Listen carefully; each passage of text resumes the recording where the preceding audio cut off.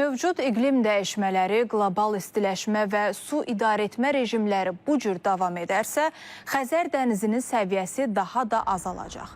Bunu Həsən Əliyev adına Coğrafiya İnstitutunun Xəzər dənizinin hidrometeorologiya şöbəsinin müdiri Səid Səfərov deyib. Onun sözlərinə görə dənizin suyunun azalmasının səbəblərindən biri də küləkdir. Digər amil isə son vaxtlar Xəzərin səthindən buxarlanmanın kəskin artmasıdır.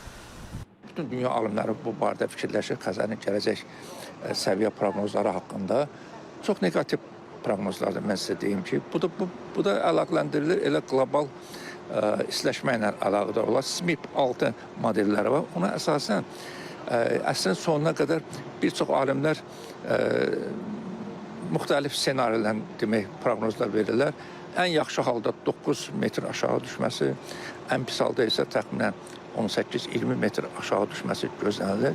Lakin bizim tədqiqatlara görə, şəxsən bizim şöbədə aparılan tədqiqatlara görə Xəzərin səviyyəsinin aşağı düşməsi təxminən 2042-ci ilə qədər davam edəcək. Sonra isə çox da olmasa, əvvəlki səviyyələrə misal üçün 95-ci səviyyəyə çatmasa da bir qədər səviyyənin yuxarı qalxması ehtimal olunur.